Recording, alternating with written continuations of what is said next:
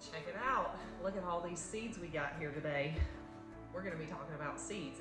If you didn't know, now you know. We're gonna talk about what we're growing next year, what we liked this year, what we didn't, what we're not gonna be growing again. But yeah, we have a whole collection of seeds. We just ordered them so we would be ready for next year, because we have a lot of things that we need to go ahead and get started now that we're gonna plant in the fall that will pop up in early spring. So this is why I have already placed orders for almost all of my seeds. There's still a few things I'll probably get later in the year, but for now, I think this is the majority of what I'm gonna be growing, and I can't wait to share that with you today.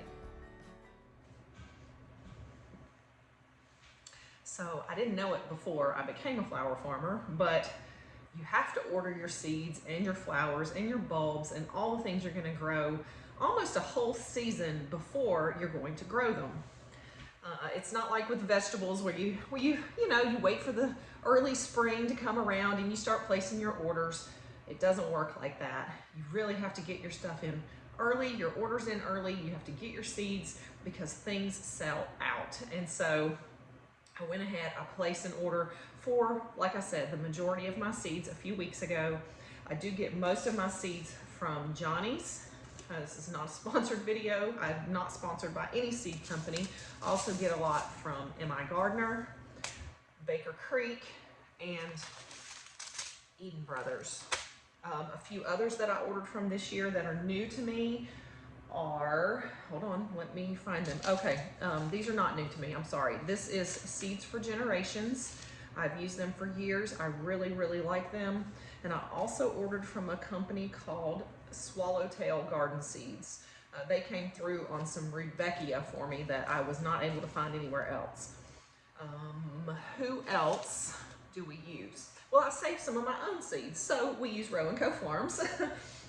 And I'm gonna be saving quite a few of the seeds that I have in the garden, some of my Pampas Plume Celosia, some of those kind of things. So I don't have a lot of those kind of seeds here right now because I do plan to save quite a few of the seeds that I have out there now. I may be saving some of my zinnia seeds too. We'll see. They're probably getting cross-pollinated quite a bit. So yeah, we'll see what ends up working out. But anyway, let's get started. Let's start talking about all the things that we're going to grow next year. So I did learn a few things this year, obviously, in flower farming. There's going to be a whole video coming out about all of the mistakes that I made this year and things that I'm going to try to avoid for next year. But I did find a few varieties of plants that I really wasn't that happy with, and I probably won't be growing again. And it may be something that I did wrong, but ultimately I just think it wasn't worth my time. And so I probably will be avoiding some of those in the future. And one of those is Status. Just didn't have a good experience with Status. Didn't grow well, didn't get tall enough for me. I may try a small patch next year, but I definitely will not be dedicating a big space to it like I did this year. I probably dedicated a half of one of my rows, almost a half of a row in total to Status, and I have yet to get one stem. I probably need to just go ahead and rip everything out and start with something new. One of the other things that I grew that didn't turn out very well was a baby's breath. I think it was called Gypsophilia. I will probably try that again, but if it doesn't turn out next time, I won't be growing that again. It just was very short. Again, I had a lot of things that were very short. Those were probably things that I did wrong, but I feel like there's other things that will probably serve me better. So those are a couple of the ones right off the top of my head that I will not be growing again. I also will probably avoid the really small zinnias. I think they just came in like a cut and come again pack, a mix, and it was just a bunch of really small, a mixed variety. And they look nice, but they're so tiny. I feel like I just get more bang for my buck by growing a bigger zinnia. So I will not be growing those again. I don't even know what the variety was. It was just a generic pack from like a Lowe's or a Home Depot of cut and come again zinnia. So you guys have probably seen those before. Okay, let's get on with it. Since we're talking about zinnias, that is probably where I have made the biggest change in what I'm going to be growing. I have completely expanded the zinnia selection for next year. This year I think I have about five or six varieties out there, and I really like them. I'm going to grow all of them again. It's the Oklahoma yellow, the Oklahoma pink, the Oklahoma ivory, and the Queen Lime series. So I have Queen Lime pink and Queen Lime red and Queen Lime green. I also have an El Dorado series that I really love, and so those will all be getting grown again. But what we're going to add to that are all of these. These are all zinnia seeds. I will try to pop in pictures of all of them here. So we're going to be doing a Scarlet Flame zinnia. It sounds red. If it's in my head, it sounds like it's a big red one. And that was another thing that I did learn this year is I did not have enough variety of colors, and red was one of the things that I just didn't grow. I'm not a huge fan of red flowers, or I didn't think I was. I am now. Now that I've seen them and have worked with them a little bit more, I am starting to like red flowers, but only because I bought some from the local florist and added them into some of my bouquets. I don't have a lot of red flowers of my own, so we will be changing that next year. Red is a really nice poppy color in a bouquet, and people like it. So, a red zinnia is on the agenda. The next one is called the Cactus Flowered, and I can't remember what this looks like right now. I'm gonna pop pictures in, so you'll be able to see it. I just don't remember. I believe the Cactus Flowered has some really like different looking petals on it, and made it really interesting.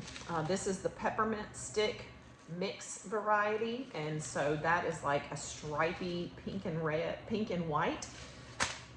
The next is a Polar Bear. That's a large white zinnia. I'm looking forward to that one.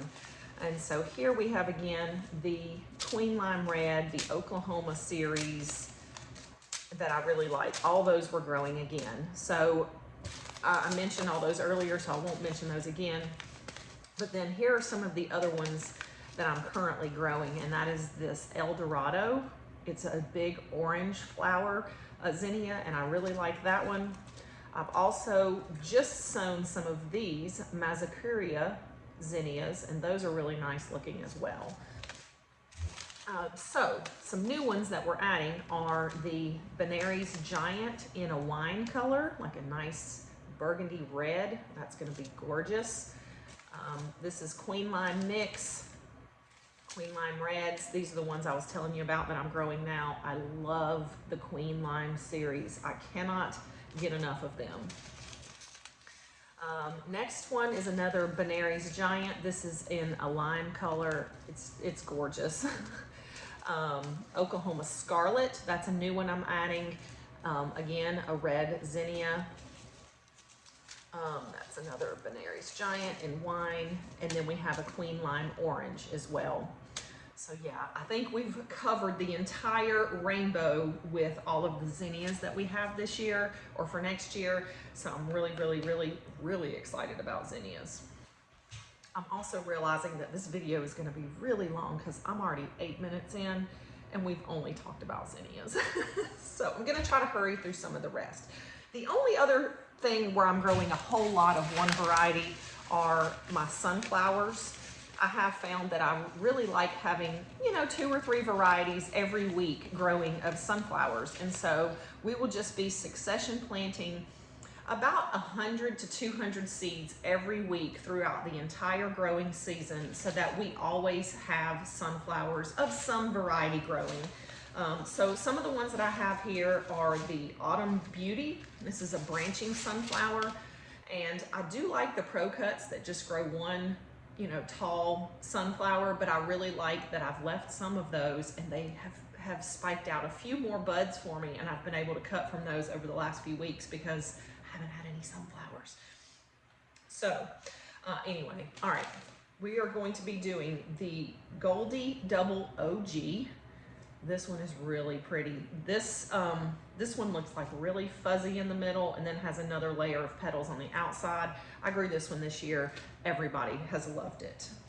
This is the Gold Rush F1 Hybrid Branching Sunflower. This one's really pretty too. I grew that one this year as well. We have the Pro Cut Orange. This is a good standby for a nice pollenless flower. And that's the difference with most of these. These are going to be pollenless as opposed to your standard sunflowers that have lots and lots of pollen in them. The Pro Cut versions don't do that, and that's really nice because you don't want to deal with that as a flower arranger. We also have, let's see, this is the Goldie F1. Is that the one I just said? No, this is a different one. A Goldie F1. We have the Santa Fe Sunset, another F1, and then this is the Pro Cut Plum. So this is like a nice plum color. That's gonna be gorgeous. The Goldie Double OG, again, I love that one. A White Night, so a white sunflower, and the Chocolate Branching Sunflower. So we have a whole variety of colors in our sunflowers as well. I'm really, really excited about those. Now, a few things that I really enjoyed this year that I had never grown before was Rudbeckia. Rudbeckia, man, those guys have knocked my socks off. So I ordered a whole bunch more because we're gonna grow all the Rudbeckia and we're gonna sow it in an area that I'm gonna let it just go to seed and come back every year. I have a small patch of it now, but I'm gonna be creating a bigger patch, and we're gonna let that just be a perennial almost, where it's gonna come back on its own, where we won't have to continue to plant this all the time. It'll just be one of those staples that comes up in our garden. So some of the varieties that I got was the Cherokee Sunset Mix. This is what I'm growing this year, and I love it. That is another Cherokee Sunset. Now we have a Cherry Brandy Rudbeckia, a Sahara Rudbeckia, and I think those are the same. Okay, so repeats of the same. So we have a few varieties of that, and they all are kind of mixes, so we should have a really, really pretty mixture of all different kinds and shades of Rudbeckia, and they're nice in that yellow and kind of orange and maroon palette. So very, very nice. Okay. One of my other favorites is Snapdragons. The Snapdragons for me did really well this year until it got super hot, and then they just kind of got really droopy. They weren't getting enough water. I couldn't get enough water to them, and so we ended up yanking all of them out. But I really love them, and we're going to be growing some of the same varieties next year along with a few others. So we're going to be doing the Potomac Royal. This one's gorgeous, guys. I love, love, love this one. This is Potomac Orange. Again, love this one. We did a Costa Mix. This one I think is the one that looks really tropical. I'm gonna have to go back and check, but I'll put a picture in here. We have the Opus Early Bronze, and oh my gosh, this one's beautiful. I hope this one turns out. We have the Early Sunrise Mix, just a nice shade of oranges, yellows, whites, I believe, maybe some pink as well. More Potomac Orange and Potomac Yellow. And then I just have a few packs of just, you know, Tall Deluxe. We may not get to these. There's a lot of seeds in here, and we'll probably just stick with what we have here, but we have a few backups if we need them. Okay, so some of the just single variety things that I have are things like Echinacea, coneflower. Those are nice and gorgeous. We have a Feverfew. We grew that this year. I really like that as a filler. We're gonna be doing this Orange Calendula. We're gonna be doing this Salmon Scabiosa. And all of these guys are brand new to me. Never grown them before. So we're gonna really have to work at some of these and see if they turn out. This variety is a Cat's Ruby Stock. So Cat's Ruby is the color, I guess, and then Stock is the plant. This is supposed to be really beautiful as well. Obviously, I didn't pick anything ugly. I don't know why I keep telling you it's beautiful. It's obviously beautiful. We're going to be doing Gomphrena again. We did Gomphrena this year. I planted a whole bunch. I don't need to plant as much next year as I did this year. That is one other thing I learned about Gomphrena. It's very productive once it gets going. but I do like it as it's a nice filler, and it really has a lot of movement to it. Okay, this next one is a Champion Blue Campanula. Again, another thing I have not grown before, but I wanted to add in some of these blue and deep purple shades. That was another color that I just didn't have in my mix. I had a lot of yellow, I had a lot of pink, and a lot of white. And then after that, I was just kind of missing a lot of these other colors. And so I really wanted to make sure I filled in with all of those different shades. Some greens, some purples, some oranges, some reds, all the things that I really missed out on this year. We also are going to do salvia. I'm growing salvia this year. It's going well, and it actually is quite a perennial, so it'll probably come back, but I'll add a few more in just to make sure that we get enough of a harvest. Here's another where we have a few different varieties, and that's cosmos. Cosmos are really nice in bouquets because they're kind of tall and wavy, and they just have a lot of movement to them. And so they're an accent flower. They're not your main course. They're just a little something that's floating on the side. So I got a few varieties of those. This is the zinnia Cosmo. It's a pink variety. I'm growing that this year. I like it. It's a really pretty little puffy variety that looks nice. We have the double click Snow Puff. I'm also growing this year. It is a nice white little puffy flower. New to me is this Polidor mix. I'll put a link for that up here. I'm sorry, a picture of that up here. We have Cosmos in double violet. So that's like, I believe it's a dark purple. We have Cosmos in double click white night. So it'll be similar to that other one. And then we have a double click cranberry, which is a nice wine color, the cranberry color. So yeah, we'll have a good variety of Cosmos next year. All right, where are we now? Bachelor buttons. I love these. This is a mix. It's like pinks, dark pink, light pink. It's got some purples and blues and dark purple, light purple. It's a really nice variety. I got this one from M.I. Gardener, and I did really well with bachelor buttons this year. They grew early in the spring, and they put off blooms for quite a while, and then when it got really hot, they kind of stopped. It got to be over 100 degrees here many days, and they just gave up after that. So they're very good for cool flowers over the fall into the winter and then early spring. Okay, next up, Sweet William. These are so beautiful. Everyone that came into contact with the Sweet William that I had this year absolutely loved it, and I wish I had much more to give. Sweet Williams are not a cut and come again flower. They come up once, and that's basically it. I really enjoyed them, so I'm just going to make sure I have more of them, so that round of cutting that I get, I'll get a few more this time. So yes, I recommend Sweet William for sure. And it is it's part of the Dianthus family. So anyway, let's move on. I got enough stuff to say without talking about Dianthus too. Okay, yarrow. I have a few varieties of yarrow, and the patch where I have my yarrow, I'm gonna let that just go because it will also perennialize in that spot and keep growing back every year. So we will get an earlier harvest by letting it stay in the ground where it is, but we are gonna add to that.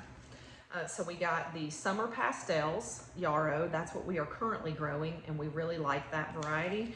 So we're gonna grow that again. We have this Cerise Queen. It is a pink variety. We have the Colorado Mix, multiple colors in here. Then we have Gold Yarrow, so this will be a nice golden color. And then we have this one called Favorite Berries OG. So that one's gonna be lots of those deep pinks and dark reddish colors.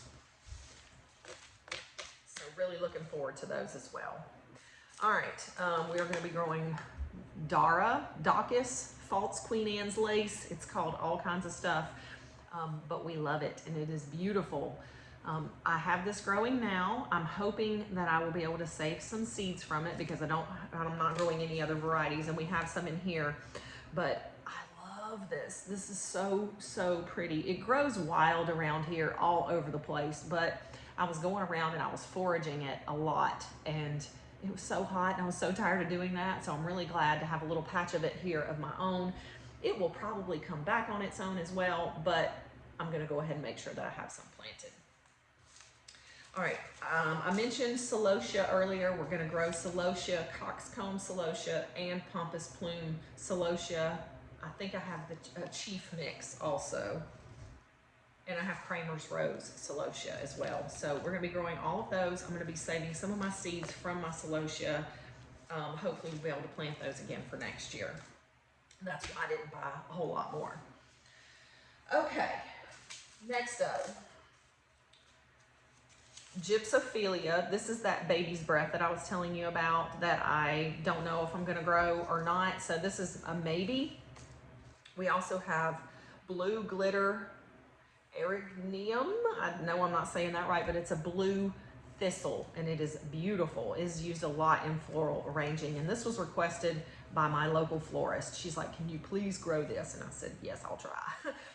Next up is Persian cress, and this is used as a filler. It's not a big flower, it's just a nice like filler piece.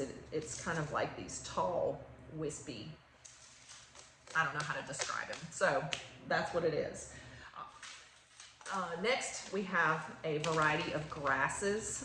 That's something that I did not think about growing, was different grasses. So we're gonna be doing this silver tip triticale. These all have like a nice, you know, bushy or caterpillar-y looking top. Oh, this is a Cosmo. Okay, we have another Cosmo here. Rubenza Cosmo. Don't know what that looks like here. Hare's tail grass. Frosted explosion grass. More hare's tail grass. And then this is some seed that I saved. I don't know what it's called. I called it fluffy grass seed. Looks like a caterpillar on a stick. Do you like my description? I'm gonna grow some of that too. Whatever it is. So it's something I found growing wild out in our field. So I'm sure I can find more of it if I forage. Okay, I also am going to try to grow asters. I tried to grow them this year. I had very poor luck with them, but I'm gonna try again. I'm gonna really try hard because I got about 5 different varieties, and these are so pretty. This is called the Color Carpet Mix. I also have the Tower Blue. We have Bonita Shell Pink. We have the Powder Puff Mix and the Tower Salmon. So that's my asters. I really hope those work out because asters will add just a whole nother look to the collection here. Okay, we're almost done, guys. We're almost done. Okay, here is my last and only little packet of Status. This is probably it, guys. I don't think I'm ever gonna buy Status again, so we'll probably do this little bit. If it works out, great, and if it doesn't, that's fine too. Then we also have Nigella, Love in a Mist. These are so cool. I only was able to grow a few of these. I didn't manage them well, but for next year, we're gonna really try hard for these. This one is called Albion Black Pod, and this one is Blue Love in a Mist. So I'm gonna try those out. Also gonna grow some Lupine. This is poisonous, so I'm gonna be really careful with this because I know that it's dangerous to animals, and so I don't know if I want to take the risk or not. So we'll see about the Lupine. And then the last but not least, no, that's not true. There's more. We're almost there. All right, so we have some Lisianthus. This is Voyage to Blue. All right, so we're gonna try Lisianthus. We're also gonna try a black cherry dianthus. And we also have a few varieties of marigolds, a red cherry and a giant yellow. I saved these a few years ago. I think that's it, with the exception of these 2 packs, which are big wildflower mixes. We're going to be doing 2 big swaths of wildflower patches where we can just see what grows out of all these. This is a mix of alyssum, asters, black-eyed Susans, milkweed, poppies, candy tuft, Clarkia, Coreopsis, echinacea, gaillardia, larkspur, lemon mint, lupine, scarlet sage, and wallflower. So we aren't really growing any of these, maybe a few, but not really, none of these specific varieties. And so, yeah, if we get some of this, we can cut from it, we can use it. So that'll be nice. This is mainly to attract birds, butterflies. And then we have this mix right here, which is meant to attract bees. So this has anise hyssop, New England asters, China asters, Siberian wallflowers, Coreopsis, forget-me-nots, echinacea, fleabane, poppies, Indian blanket, helia, blue flax, sweet alyssum, bergamot, forget-me-not, baby blue eyes, and corn poppies. So again, a whole nother variety of stuff in here that we may or may not get, you know, some use out of. But either way, hopefully the birds and the bees and the butterflies will enjoy them. Okay guys, that was a long video. We're at over 25 minutes already. I don't want to take up any more of your time. I'm really glad that you were here with me today. I hope this was informative for you. I hope it excited you as much as it excites me about seeing what's going to happen on the flower farm next year. It should be really exciting. Obviously, we're going to be not doubling our production, but we will be amping it up quite a bit for next year.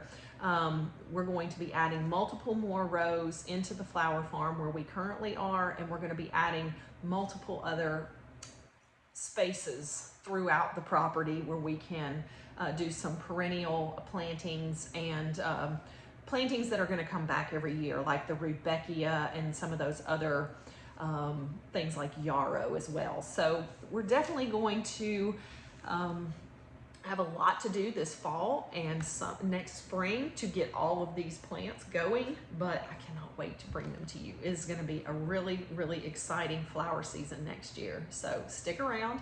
I can't wait for you guys to see it, and I can't wait to see you next time here at Row & Co Farms.